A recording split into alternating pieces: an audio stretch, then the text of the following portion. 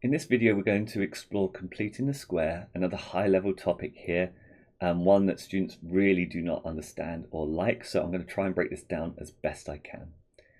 Completing the square is a topic which, in the exam, they don't even ask you to complete the square often. Most of the time, they write it in a very strange way, express x squared plus 6x plus 10 in the form x plus p squared plus q. Okay, now that does not say anywhere complete the square, but what it does do is it has a brackets squared and then this extra little bit, this plus q, and this p and q could be any letter. Okay, so that's another added confusion. But if you see a brackets squared and then a little extra bit, this is a code almost. Okay, this is a code to completing the square. Okay, because on the odd occasion that a student can actually do it, it's even more challenging because they don't know when to do it. So you almost need to learn this code first. Put it on a flashcard. If I see this kind of wording with this, that just means complete the square. And then we need to go away and we actually need to be able to do this. So let's have a look at this example, x squared plus 6x plus 10. And essentially, our job is to turn it into a square brackets. So a brackets squared, okay? For example, if I had x squared plus 6x plus 9, this would look like this. X plus 3, x plus 3. X squared plus 3x plus 3x plus 9 gives me this. So x plus 3 squared. That is our goal. But what you may notice between this example and this red one, there's a slight difference here. Okay, this is 10 and this one's 9. So how do we go from the 10? Because we can't come up with this sort of very easily. So we kind of work backwards, and I'll just put this to the side here. What we do is we take this b term, this is a 6 at the moment, but the b in ax squared plus bx plus c, the quadratic, the one in front of the x, we take that number and we divide it by 2. That's kind of step one. Divide b by 2.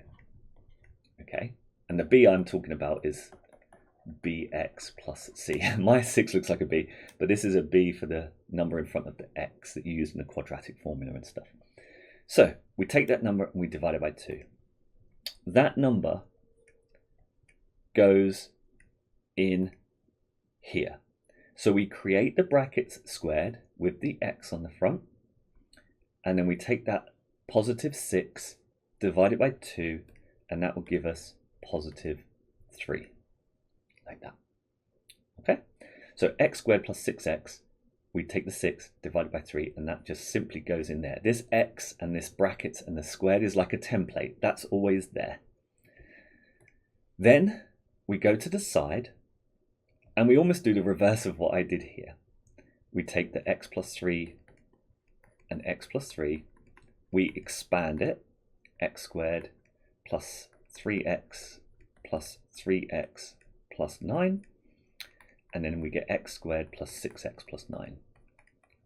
Okay, so imagine that wasn't there. And we can look at this and we can see that because I divided by 2 and I expanded this twice, this plus 3x, this gave me the x squared plus 6x that I was after.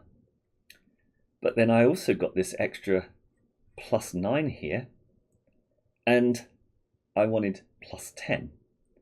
So the question is, how do I go from x squared plus 6x plus 9 to x squared plus 6x plus 10? You might be able to see I can just add another 1 to this.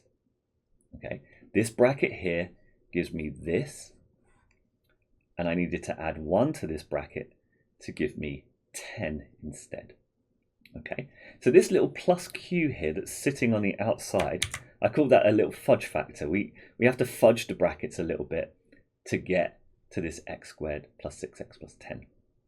So we're just going to do another one of those just to see that in action. Something like this. We do our brackets squared with an x at the front, just standard. Then we take this number here and divide it by 2, and that's going to go here. Positive 10 divided by 2 is positive 5. Go to the side and expand it, and we're going to compare it to our actual question. X squared plus 5x plus 5x, that always gives us the first two terms, but the last one would be 25, and we only wanted 23. So this bracket gives us x squared plus 10x plus 25. If I take away 2 from this, that actually gives me what I wanted, the 23. Okay, so there's two ways of doing this.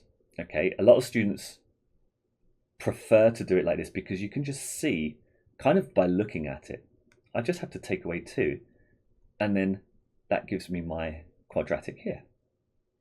Some students prefer to keep the plus 23 where it is, and when we do our x squared plus 10x plus 25, we basically just want to remove the whole of this 25, this 5 squared.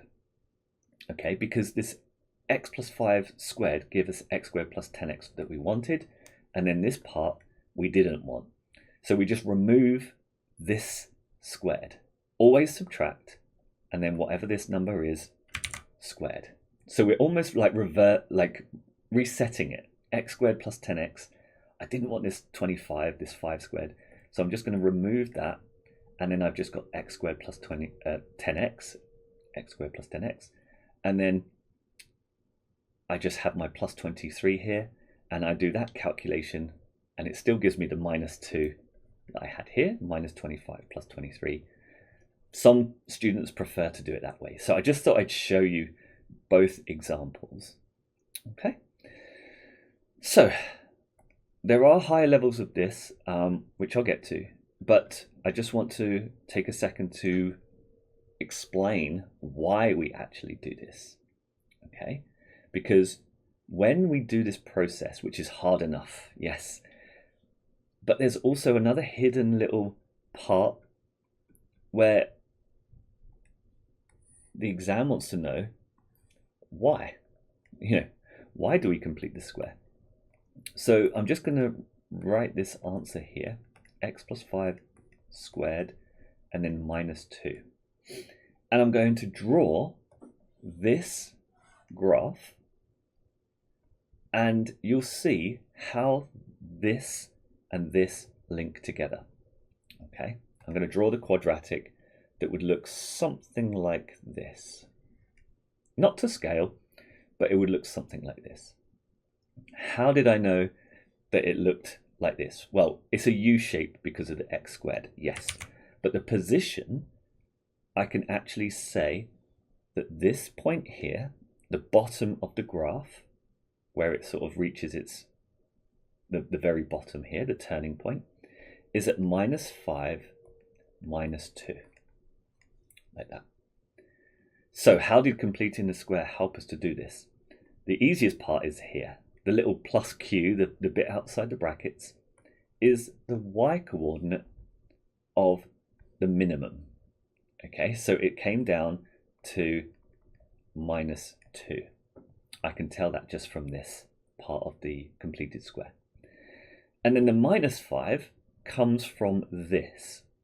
This is a bit confusing for the x coordinate, but the x coordinate is the opposite of plus 5, which is minus 5. Okay, so that can be confusing because the x is always doing something strange. The y, we just look, minus 2, there it is. But for x, we have to think a little bit. It's the opposite of plus 5. Okay, so we're just going to do another one of those and try to link this x squared minus 12x plus 30 I do this. I take my negative 12 divided by 2, negative 6. I go to the side and do my expansion like this. X squared minus 6x minus another 6 is minus 12x, and then I always get a positive because it's squared 36 here. So I can see that to get from this to the 30, I just have to minus 6. Okay, I might choose a different number because this is all, maybe I'll choose 31 just to make this slightly different. Okay, I just wanted to have different numbers here. So 36 to 31 is minus 5. Okay, I just changed the numbers because the minus 6 and the minus 6 might have got confusing. So when I draw this graph, okay, I'm just going to do a random one like that. I'm going to position this where the y coordinate is on minus 5 for the minimum. So let's say that's minus 5. I'm going to make sure it's somewhere along here. And then the negative 6 for x does the opposite, plus 6. So let's say 6 is here. Then I'm going to maneuver this graph and I'm going to put it about there. So that my my minimum is at 6, minus 5. Okay. So this is what completing the square does for us. Okay. I've got another video on my channel about how you can use the calculator to find this number and this number. So that will help you to check or even reverse engineer your brackets here. And also a video to show how you can do 2x squared and minus 2x squared. That's also on there for you to check out if you need to do those higher level ones as well.